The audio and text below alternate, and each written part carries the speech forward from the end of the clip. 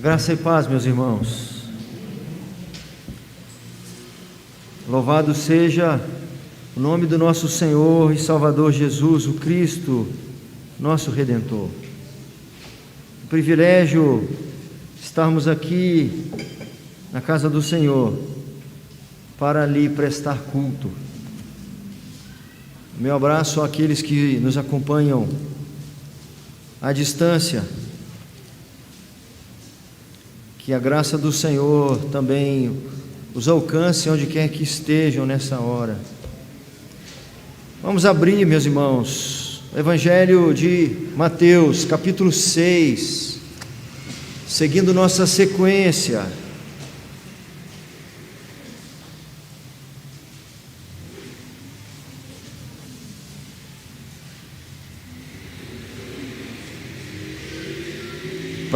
Para os heróis da resistência que estão acompanhando desde o início, este é o sermão número 19, que começamos no capítulo 5, o Sermão do Monte. Vamos ler versículo 9 ao versículo 15. Vamos ler de forma uníssona, vamos ler juntos esses versículos.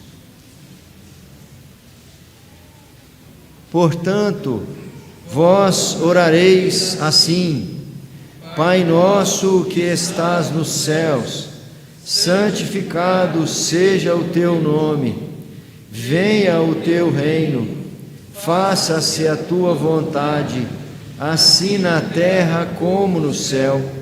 O pão nosso de cada dia dá-nos hoje, e perdoa-nos as nossas dívidas, assim como nós temos perdoado aos nossos devedores, e não nos deixes cair em tentação, mas livra-nos do mal, pois teu é o reino, o poder e a glória para sempre. Amém. Porque se perdoardes aos homens as suas ofensas, também vosso Pai os perdoará. Se, porém, não perdoardes aos homens as suas ofensas, tampouco vosso Pai vos perdoará as vossas ofensas. Vamos orar mais uma vez, meus irmãos. Senhor Deus, Criador, soberano sobre terra e céus, louvado seja o teu nome. Eis aqui, Senhor, uma representação da tua igreja, da noiva do Cordeiro. Fomos trazidos aqui por ti mesmo, ó Pai, para oferecer-lhe culto, que intermediados por Cristo Jesus, podemos oferecê-lo, ó Pai. E na mediação de Jesus Cristo, pelo sacrifício de Jesus, nós te imploramos que aceite-nos na tua presença, Senhor, que receba os louvores de cada momento desse culto, receba a nossa adoração, nossa oferta como aroma suave diante do Senhor, e que seja gracioso conosco e nos instrua nesta hora. Fale com o teu povo, Senhor. Tua palavra é viva e é eficaz, é mais penetrante do que espada de dois gumes, ela é apta para discernir os pensamentos e propósitos do coração do homem, Senhor, porque ela divide o indivisível, a alma e o espírito, a junta e a medula. Fala conosco, Senhor, mova lá no nosso fundo, na nossa essência, promova as transformações necessárias, que nesta noite haja reconciliação, haja transformação, haja conversão, haja educação na justiça, edificação do teu povo, e que isso tudo, Senhor, seja direcionado exclusivamente para o louvor da tua glória. Em Cristo Jesus que oramos. Amém. Não é por insistência pessoal ou preferência pessoal, é o ensino do texto. O Sermão do Monte tem nos ensinado, e eu temo que mesmo ouvindo inúmeras vezes ou talvez até dezenas de vezes, até o final do Sermão do Monte, porque hoje é o sermão 19, o próximo já será o 20, se o Senhor permitir, 2 dezenas, e nós ainda estaremos no capítulo 6, teremos o restante do capítulo 6 e o 7 inteiro. Então, sem sombra de dúvida, mais de 2 dezenas de vezes, ou mais de 2 dezenas de sermões, nós ouviremos em cada um desses sermões, repetidas vezes, esse ensino: ser discípulo de Jesus é ser diferente. E eu temo que, mesmo ouvindo tantas vezes, insistentemente tantas vezes, isso entre no ouvido e saia no outro. E nós continuamos sendo aqueles que agregaram ao longo dos anos bastante conhecimento. Se perguntados, responderemos corretamente. Mas como muitas outras coisas que temos aprendido, não se tornam práticas na nossa vida. E nós continuamos vivendo do nosso mesmo jeito, do mesmo modo, do jeito que nós achamos que é melhor. Eu preciso entender de uma vez por todas que eu morri para mim. Eu preciso olhar para o espelho agora, e apesar de estar olhando para vocês, eu me sinto olhando para o espelho e dizendo: Wellerson, você morreu para você. Entenda, você morreu para você. Você não vive mais para suas preferências, você não vive mais do jeito que você acha que é o melhor. Se você de fato é um discípulo de Jesus Cristo, você precisa avançar em se parecer cada dia menos com você mesmo e cada dia mais com Cristo, até que possa em algum momento dizer como Paulo: já não sou mais eu quem vive, mas é Cristo que vive em mim. Eu ainda não posso dizer isso, mas eu deveria dizer, depois de tantos anos ouvindo o que tenho ouvido, eu pelo menos deveria dizer assim: ainda não cheguei lá, mas estou no processo.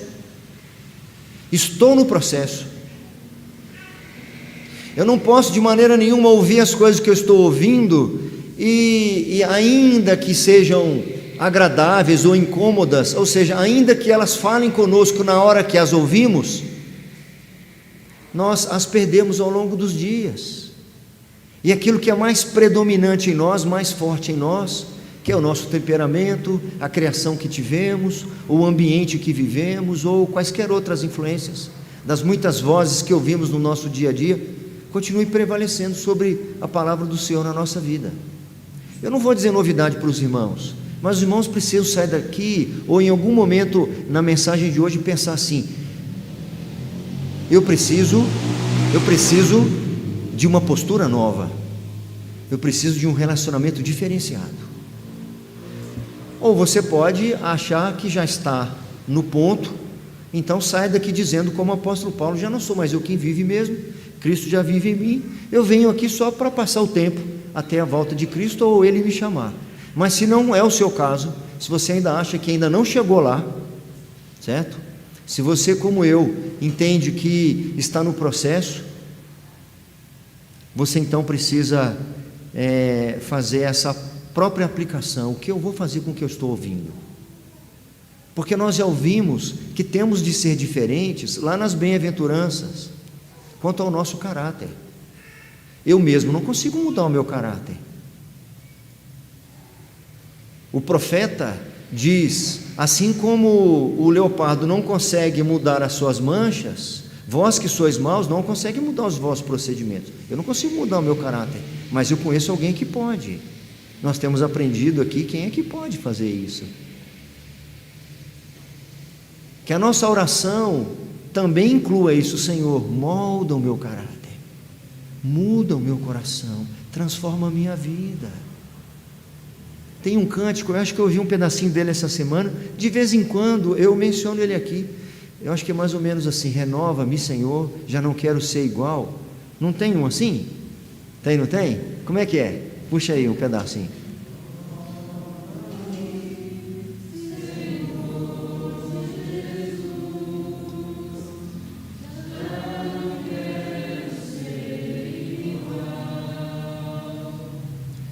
Renova-me, Senhor Jesus, põe em mim teu coração, porque tudo que há dentro de mim necessita ser mudado, Senhor, porque tudo que há dentro do meu coração necessita mais de ti. Assim como esse cântico, muitas vezes nós fazemos esta oração aqui de maneira irrefletida. Nós temos ouvido aqui, semana após semana, que somos ou temos de ser diferentes também quanto à nossa relação com o mundo. Se o meu caráter é diferenciado, marcado pela mansidão, pela pacificação, a minha relação com o mundo vai ser uma relação de distanciamento e atração, porque seremos ou temos de ser diferentes do mundo, porque somos luz e o mundo é trevas. Mas ao mesmo tempo, ou enquanto somos luz e o mundo é trevas, nós exerceremos no mundo uma atração, porque ao verem a luz do Senhor brilhar e refletirem através de nós, nós atrairemos o mundo para o Senhor, para que o mundo veja as tuas boas obras e glorifique o vosso Pai que está nos céus. Quando Jesus diz, no trecho seguinte, lá do verso 13 ao 16, que nós somos o sal da terra e a luz do mundo. Assim brilhe a vossa luz diante dos homens, para que os homens vejam as vossas boas obras e glorifiquem o vosso Pai que está nos céus. Ficamos várias semanas ouvindo que temos de ser diferentes quanto à justiça. Nosso padrão de justiça é diferenciado. Pode parecer para o mundo que amamos a injustiça, não é. Nós aborrecemos aquela forma de justiça. O Senhor não nos autoriza a vingança. O Senhor não nos autoriza exercer justiça àqueles que nos ofendem pessoalmente. O insulto pessoal, a ofensa pessoal, não, para nós que estamos mortos, não é ofensa. Não deveria soar como ofensa. Não deveria doer como ofensa, porque se eu estou sensível à ofensa, se eu estou sensível a qualquer tipo de forma pessoal, de qualquer ofensa, de qualquer atitude repulsiva dessa, é porque eu também estou sensível ao elogio, mas não sou mais eu quem vive. Na realidade, eu oro pelos meus inimigos, eu amo os meus inimigos, tenho que amar meus inimigos, eu tenho que tomar a decisão de amar os meus inimigos e orar para aqueles que me perseguem. Mas isso é injusto. A pessoa falou mal de você, é injusto mesmo, mas a minha justiça não é, nesse caso, a justiça pessoal não é exercida por mim, ela é exercida por Cristo. Eu transfiro a cobrança dessa justiça ao Senhor, porque quando eu olho para a pessoa que está me ofendendo, eu devo me parecer com Cristo. Como Cristo é? Quando ofendido, ele não pagava com ofensa. Quando torturado, quando agredido, quando humilhado, ele intercedia pelos seus algozes. Pai, eles não sabem o que fazem, porque se eles soubessem quem é o Senhor, se eles conhecessem as tuas regras, se eles entendessem qual que é a tua justiça, eles não fariam isso. Então eu não posso levar para o lado pessoal, a nossa justiça é uma justiça diferenciada. E nós começamos no capítulo 6 a aprender que a nossa religiosidade é diferenciada. E é muito interessante que Jesus fala da esmola, ou da oferta ou contribuição, mesma coisa. Fala da oração e do jejum, que nós vamos ouvir ainda para frente, se o Senhor permitir. Senhor, mas não há diferença nisso. Tudo quanto é religião, eles também fazem contribuições. Tudo quanto é religião, eles também fazem orações, ainda que sejam para o sol, para a lua, para a pedra, para as suas divindades quaisquer. Como que nós somos diferentes? Nós não somos diferentes pela maneira de fazer, nós somos diferentes pela nossa motivação, pelo nosso coração, é quem somos. É por isso que quando oramos, no sermão anterior, nós não fazemos como os hipócritas. O problema dos hipócritas não é onde eles oravam, é quem eles eram hipócritas. O problema não é orar na praça, o problema não é orar no templo, o problema é orar para ser reconhecido pelas pessoas. E Jesus diz: o orgulho, a vaidade nos acompanham até nos momentos de relacionamento com Deus. Esse é que é o problema. O remédio para isso é orar em secreto. Mas não quer dizer que qualquer oração em secreto, qualquer oração no quarto com a porta fechada, nós estaremos livres da hipocrisia. Ainda lá eu tenho que vigiar a hipocrisia. Martin Lloyd-Jones fala que é muito interessante muitas vezes, pessoas tentando seguir essa premissa do Senhor em orar de maneira reservada, mas quando vão para os seus quartos em secreto, existem outras pessoas na casa. Essas pessoas na casa, de alguma forma, estão cronometrando o tempo que vocês estão lá dentro.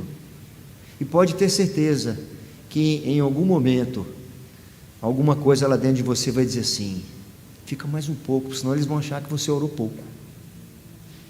Em algum momento, a atenção é para quem pode estar nos olhando, nos observando, e não a quem nós estamos falando. Jesus falou também que a nossa oração não deve ser movida por vãs repetições, porque além de eu ser uma pessoa diferenciada, aquele a quem eu oro é completamente diferenciado de qualquer outra divindade. Jesus diz assim no versículo 7: e orando, não useis de vãs repetições como os gentios, porque presumem que pelo seu muito falar serão ouvidos. Não vos assemelheis, pois, a eles, porque Deus, o vosso Pai, sabe o de que tendes necessidades, porque Deus, o vosso Pai, sabe o de que tendes necessidade antes que lhe o peçais. No texto de hoje, que nós lemos, e eu disse isso de manhã, a minha incapacidade de sintetizar não me permite fazer uma mensagem nesses versículos que nós lemos agora. Eu vou ter que separar em partes, por várias questões. Além da minha incapacidade de sintetizar, eu vou olhando assim cada trecho e vou pesquisando e vou lendo e vou olhando. Eu percebo que a gente precisa esmiuçar pelo menos um pouco mais do que fazer um sermão rápido e apresentar aqui alguns argumentos e a gente ir embora para casa entendendo um pouco mais o texto.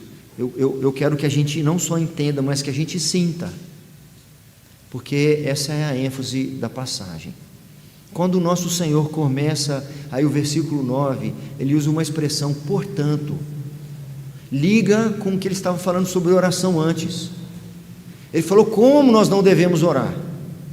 Não usem de vãs repetições como os gentios, e nem sejam como os hipócritas. Portanto, vós orareis assim. É interessante, parece que está dando um pouco de eco ou é impressão minha? Põe o óculos aí para ver se está dando. Tá, melhorou? Parece que eu estou assim numa caverna. É interessante que o Senhor acabou de falar sobre não usar vãs repetições e está usando aqui uma oração que é a mais repetida de todas e que para muitos cristãos, inclusive evangélicos, protestantes, é uma repetição. Essa oração virou para muitos simplesmente uma oração que se repete E aqui eu quero fazer 4 destaques, antes de entrar na oração mesmo, em cada petição que o Senhor apresenta. Então, eu chamo esse trecho aqui de oração modelo. Poderia colocar a oração do Pai Nosso, que é um título consagrado, ou oração dominical, mas eu preferi seguir essa linha diferente, a oração modelo. A primeira consideração é esta, não está ali no esboço, porque eu vou explicar, e você que está anotando, você veja a maneira melhor aí. Se você não conseguir, depois eu posso ajudar. Nosso Senhor diz assim: portanto, vós orareis assim. Ele não disse, é isso que vocês devem orar. Não há problema em nós fazermos essa oração decorada. Meu filho aprendeu essa oração bem novinho. Nas orações que eu faço com ele à noite, algumas vezes ainda faço isso. Algumas vezes nós fazemos essa oração, mas ela comumente é mencionada, é repetida, ainda que não seja muitas vezes, na mesma hora, ela é repetida sem um problema grave, sem reflexão. Então, para quem está anotando, eu faço essa sugestão. Primeira consideração inicial: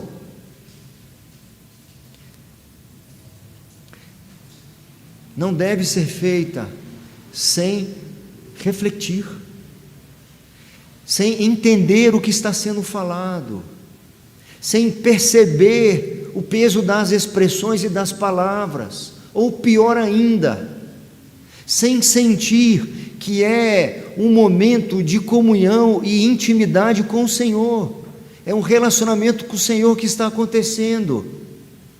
Muitas vezes essa oração, apesar de ser bíblica, apesar de ser ensinada por Jesus, e eu quero dizer o que com isso? Ela é perfeita, ela é completamente correta, não há nenhuma falha, ela é totalmente inerrante, ela é totalmente eficaz, sem nenhuma observação a ser feita. Mas muitas vezes para nós, ela é como se fossem mensagens que nós mandamos para o Senhor, sem colocar nossa digital. É como se nós mandássemos uma carta para uma pessoa, copiando e colando um texto. Alguns de nós talvez não entendam o que eu vou dizer aqui, mas no passado se escrevia carta escrevendo à mão. Depois, com o surgimento do computador, as empresas começaram a mandar, como é que chama essas correspondências empresariais? Memorando é interno, mas é tipo como propaganda, carta de aniversário para as pessoas, ou agradecimento porque ela comprou naquela loja, não lembro agora. Se você lembrou, você fala aí. Lembrou, Luana? Não. Mala direta, isso, mala direta. E alguns empresários, e isso era uma novidade no momento, mas depois perceberam que era muito impessoal. Então eles às vezes até faziam a carta no computador, mas faziam com cartas, com letras cursivas, parecendo que era escrito à mão, e o gerente ou o representante da empresa assinava pelo menos, para dar um tom de pessoalidade. As coisas estão piorando tanto que às vezes as mensagens de amor entre pessoas que se relacionam, casais e pais e filhos, às vezes a mensagem vai pelo celular com as palavras, não tem nem letra direito, são 3 letras abreviando uma palavra. Então 3 palavras, tem uma frase e depois um emoji. Muitas vezes nossas orações são assim, elas não têm nada de nosso, a gente copia e cola. Preciso orar hoje: Pai nosso que estás no céu, santificado seja o teu nome, venha o teu reino, seja feita a tua vontade na terra como no céu. Foi, já orei, foi. Não tem nem assinatura, não tem uma digital. Eu falei um pai sem pensar com quem eu estou falando, eu não refleti.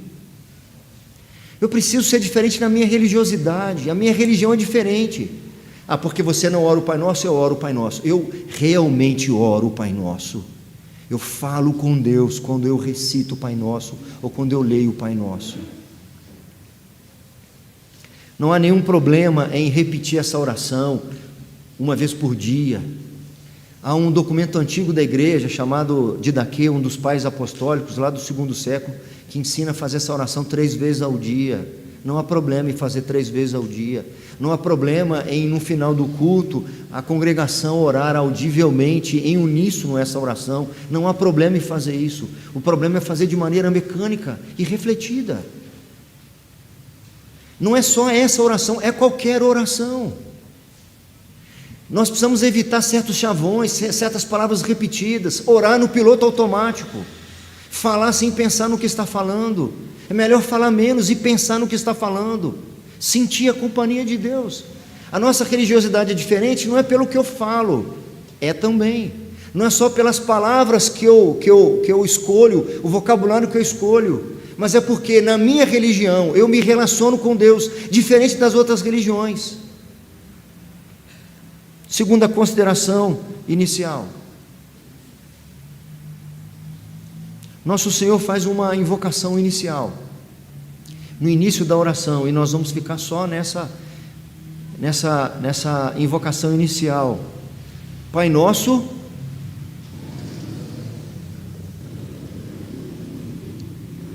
Pai nosso, Pai nosso que estás nos céus. Nosso Senhor ensina coisas tremendas aí. A primeira delas, Ele quebra séculos de um paradigma.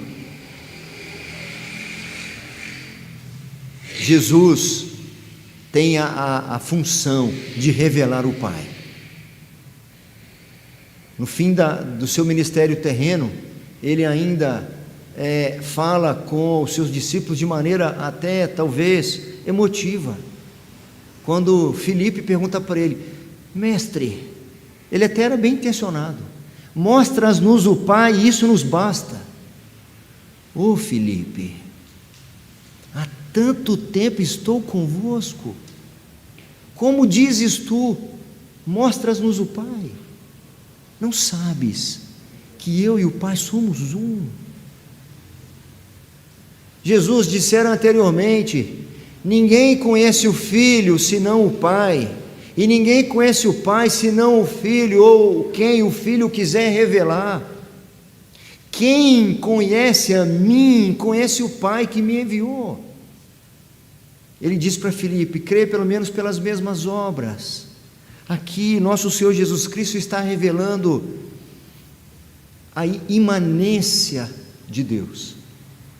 Isso foi um choque para os ouvintes de Jesus naqueles dias, que estavam acostumados a tratar o Pai com uma grande reverência.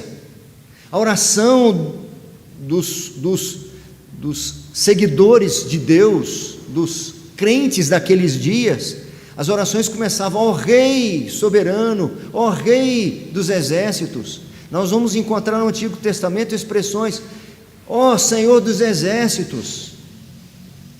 O tempo todo assim. E Jesus então ensina que nós devemos orar, ou vocês devem orar assim: Pai.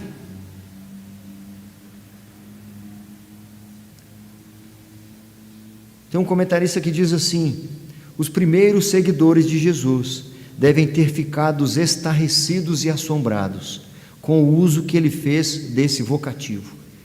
Os judeus daquela época gostavam de empregar expressões como a que eu usei aqui e alguns semelhantes. Jesus o chama de Pai. Outro comentarista diz assim: sem dúvida, Jesus era o Filho de Deus e em um sentido singular. Ele era Filho de Deus no sentido que mais ninguém era. Então tudo bem ele chamar de Pai, mas é muito interessante ele dizer que nós também podemos chamá-lo de Pai. Continua o comentarista: Deus era singularmente seu Pai. O modo de Jesus se dirigir a Deus faz parte de um quadro amplo, em que ele afirma, Jesus, de muitas maneiras diferentes, ser excepcionalmente um com Deus. Então, quando ele diz que ele é Filho de Deus, é abrangente.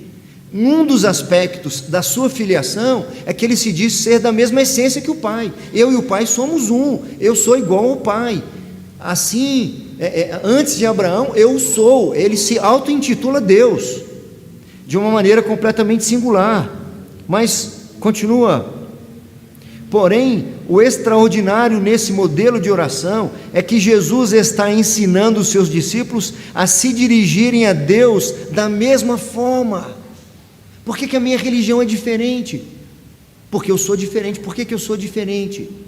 Porque o meu Deus se apresenta para mim como meu Pai. Alguns de nós não tem como assimilar isso direito, porque talvez não tenha tido pai. E é muito interessante falar desse texto justamente hoje, que é o Dia dos Pais. Muitos cresceram sem pai.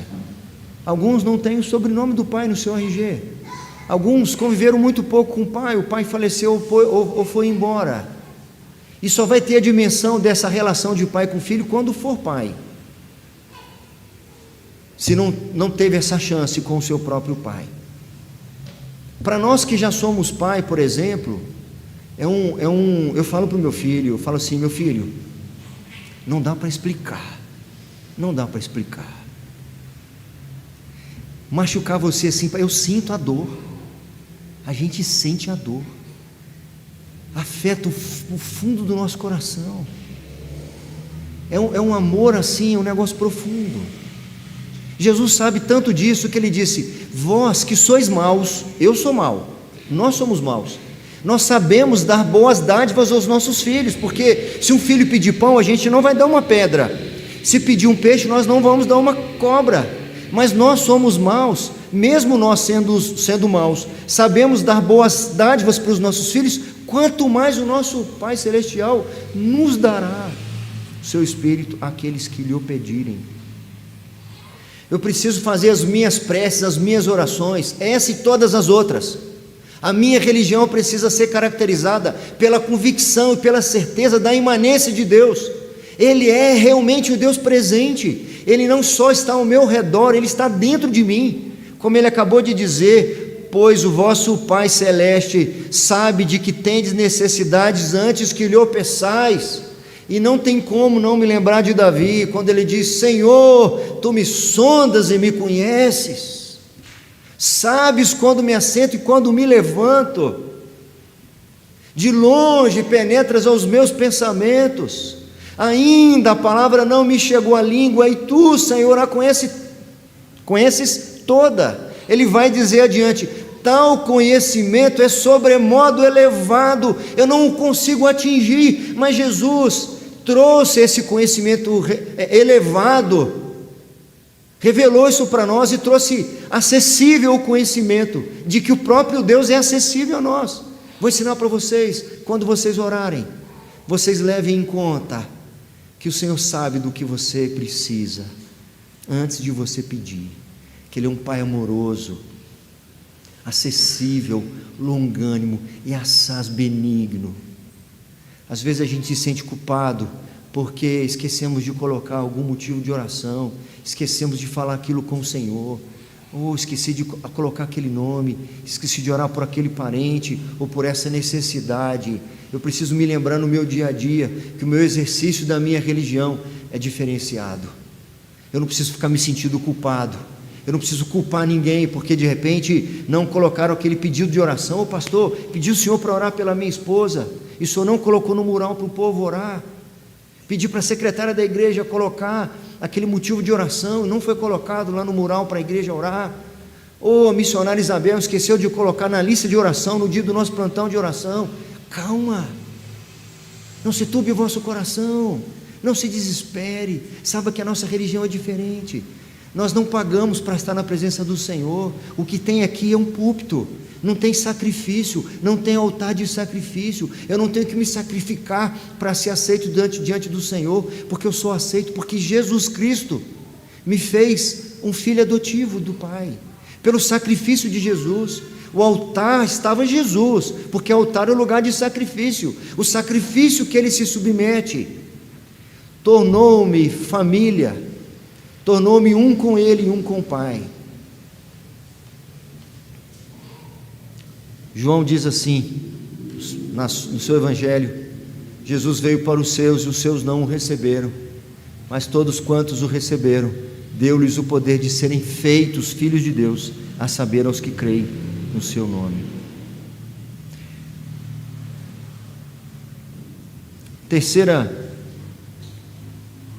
consideração, meus irmãos. Estou sintetizando um pouco mais de manhã do que de manhã. Jesus, quando diz: Pai nosso que estás nos céus, ele apresenta aí um outro aspecto do nosso Senhor, e por ele ser diferenciado dos falsos deuses, a minha relação com ele é diferenciada, porque eu já aprendi que ele é Pai, é um Deus presente, mas ele está onde? Está onde? Nos céus. Então, para os judeus daqueles dias, o aspecto da imanência ou da proximidade de Deus é que era o desafio. Eles ficaram chocados com isso, eles tinham que se acostumar, eles tinham que aprender a chamar Pai, e não Kyrios Pantocrator, que é Senhor Todo-Poderoso no grego, ou os hebreus, Yahvé Tsabeote, Senhor dos Exércitos. Então eles tinham que aprender, mas muitos outros, inclusive nós nos nossos dias, precisamos aprender o aspecto da transcendência de Deus. Ele é Pai, próximo, conhece as nossas necessidades, e eu vivo a minha religiosidade dessa forma. Eu oro esta oração e quaisquer outras orações dessa forma. Todos os meus atos religiosos levam em conta isso, sem abrir mão do outro lado da balança. Ele continua sendo aquele que habita nas maiores alturas, que se assenta nas redondezas da terra, cujos moradores são como os gafanhotos. A igreja moderna, ou o Ocidente de um modo geral, destronou o Senhor, tirou o Senhor do seu trono. E a religiosidade que é caracterizada dos nossos dias, inclusive entre muitos evangélicos e protestantes, é uma falsa aparência de intimidade com o Senhor, que na realidade é irreverência. Se retira o aspecto solene. Ó Pai, que estás nos céus, eterno, majestoso, poderoso, invisível, eterno, imutável. Isso muda a minha religiosidade, porque traz para mim confiança. Da mesma forma que eu não preciso ficar perturbado se eu esqueci de apresentar algum motivo diante do Senhor. Poxa, agora não vai acontecer porque eu esqueci de colocar na oração. Pastor, o senhor esqueceu, falei para o senhor no início do culto que era para orar pela minha mãe, passou o culto inteiro, o senhor não falou nada, na oração final o senhor não orou, mas eu estou tranquilo porque o Senhor conhece as minhas necessidades e as nossas, mas o senhor, por favor, ore por ela no caminho de casa. Tudo bem, graças a Deus por isso, mas eu também não posso esquecer que o Senhor tem a palavra final. Eu vou orar, eu vou perseverar na oração, mas o Senhor é poderoso para poder fazer ou não fazer. Ele é poderoso para dizer sim para a minha oração ou para dizer não. E também, então, eu não vou ficar frustrado, porque mesmo que eu lembrei o nome da pessoa, mesmo que eu tenha insistido com aquele motivo, Deus ainda não fez. Então eu preciso fazer mais um pouco. Alguns dizem assim: é porque você não teve fé, por isso que não aconteceu. Não é baseado na minha fé, porque o Senhor faz o que Ele tem de fazer, não é baseado nos meus predicados, ou nas minhas qualidades, ou no meu esforço, ou numa oração forte, ou no meu sacrifício. Ele faz conforme o conselho da sua própria vontade, porque Ele é o Pai, sim, mas é o que está nos céus, e governa todas as coisas, e nada refoge ao seu olhar.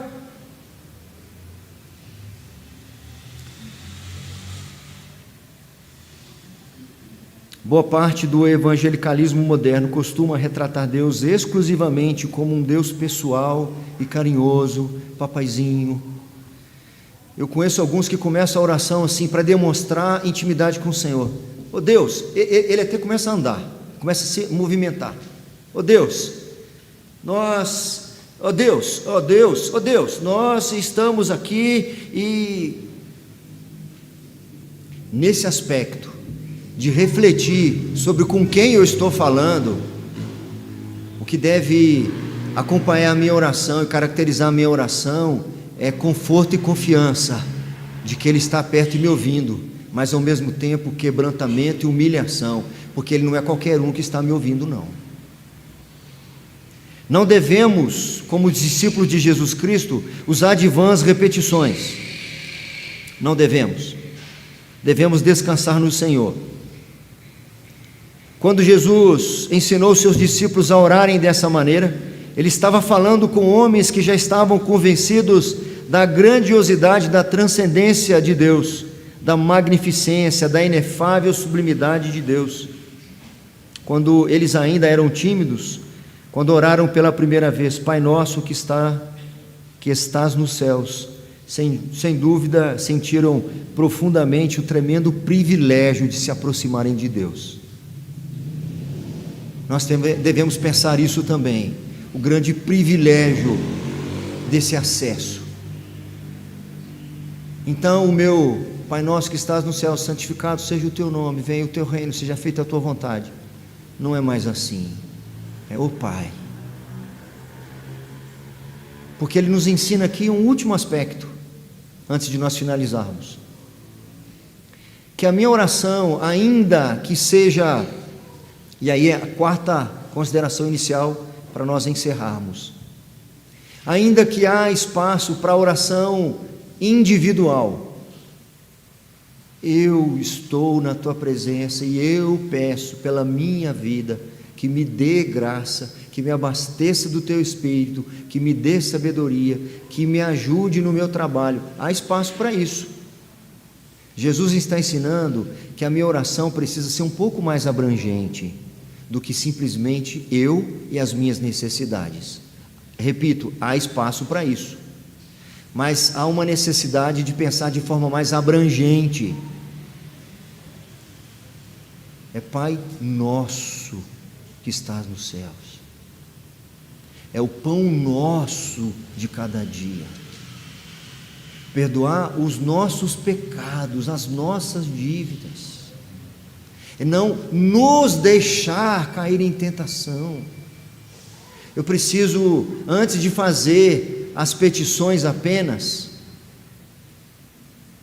eu deveria refletir nessas considerações, de que eu preciso pensar no corpo de Cristo, e não só nas minhas necessidades. Isso é tão interessante, que até mesmo quando eu oro de forma coletiva, eu esqueço que estou orando em favor dos irmãos. Não é incomum, quando algum dirigente do culto pede para alguém orar, e numa tradição reformada, quando um irmão levanta-se no meio da congregação para fazer a oração que o dirigente pediu, de contrição, por exemplo, que é a confissão de pecados, ele está orando em favor de todos, não precisa todo mundo orar ao mesmo tempo. Um que está orando, nós vamos concordando com a oração dele, e esse um que está orando, principalmente nessa hora, se está agradecendo, agradeça por todos. Se está pedindo perdão, peça perdão por todos. Não poucas vezes nós testemunhamos a pessoa terminar a oração coletiva, audível, no meio de todo mundo, termina assim: tudo isso te peço, não é eu que peço, nós que pedimos, com o perdão dos meus pecados. Aí eu penso assim: poxa vida, eu fiquei de fora, e eu tinha tantos que podiam ser perdoados nessa hora, fiquei de fora. Se nessa hora às vezes acontece, imagina o nosso dia a dia. Nossa religiosidade é diferente, porque quando nós nos relacionamos com o nosso Pai, nós sabemos que somos muitos irmãos, e nós representamos os nossos irmãos, e as necessidades dos nossos irmãos nos afetam, as tentações que os nossos irmãos passam nos afetam, porque se um de nós cair, todos vão sofrer. Se uma parte do corpo estiver sofrendo, todo o corpo sofre. Se há uma ferida em uma parte do corpo, no dedinho menor que seja, na ponta do dedinho. Hoje o Carlinhos me mostrou a ponta do dedo dele. Deu uma infecção e deu febre, o corpo todo sofrendo por um arranhão na ponta do dedo. Exemplifica, é Pai Nosso. Eu estou orando sozinho no meu quarto, fiz minhas petições pessoais, mas meu Senhor me ensinou que eu sou diferente, a minha religiosidade é diferente. Eu preciso expressar altruísmo e exercitar altruísmo nas minhas orações. Eu preciso, quando agradecer pelo alimento que está sobre a minha mesa, lembrar que naquela hora talvez alguns estejam sem. Nós vivemos também uma época, sobretudo no Ocidente, de tanto individualismo. Para não dizer no próprio Brasil, em que as pessoas vivem as suas religiosidades nada diferentes das outras. Pessoas que entram em igrejas evangélicas, participam daquela reunião, daquele culto, daquele estudo bíblico, entram e saem sem se relacionar, sem saber o que está acontecendo, sem se envolver com ninguém, sem conhecer as necessidades uns dos outros, as lutas uns dos outros, os problemas uns dos outros, sem se sensibilizar com a dor dos outros. As pessoas procuram igrejas procurando serviços. Eu tenho filho pequeno e aquela igreja tem um trabalho exponencial com crianças. Então é lá que eu vou, porque eu quero ser servido.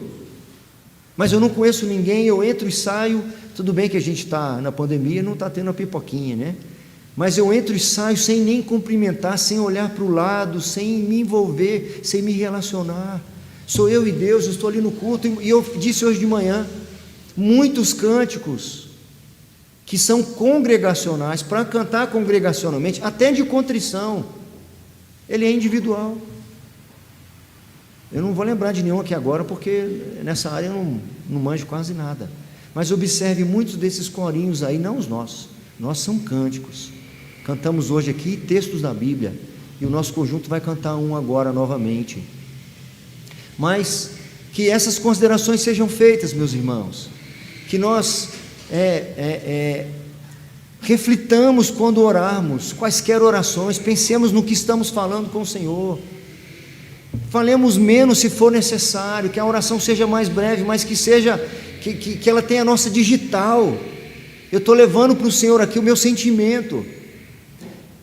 Eu já li livros sobre orações, um em particular, que eu não me lembro o nome agora, tem muito tempo, o sujeito compartilhando a oração de uma pessoa, que naquele momento chamou muita atenção dela, porque a pessoa não conseguia nem orar, a pessoa se prostrou diante do Senhor, e tinha tanta coisa entulhada no coração dela, que ela só falava Senhor, Jesus, e ela se lamentava diante dele, tamanho era o peso que estava lá, não saíram palavras, não saíram pedidos, e pelo que estamos aprendendo, é o que agradou o Senhor, porque a pessoa foi se prostrar diante dele, eu não vim aqui mandar uma mala direta para o Senhor, eu não vim mandar aqui um emoji, aqui um sinalzinho que está tudo bem, eu não vim mandar aqui 2 mãozinhas levantadas, eu estou orando.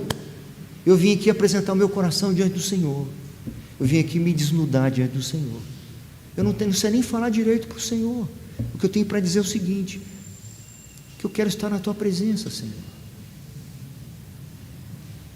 E que esse seja a nossa premissa. Nós somos diferentes, porque a nossa religião é diferente. Porque nós convivemos com o nosso Criador.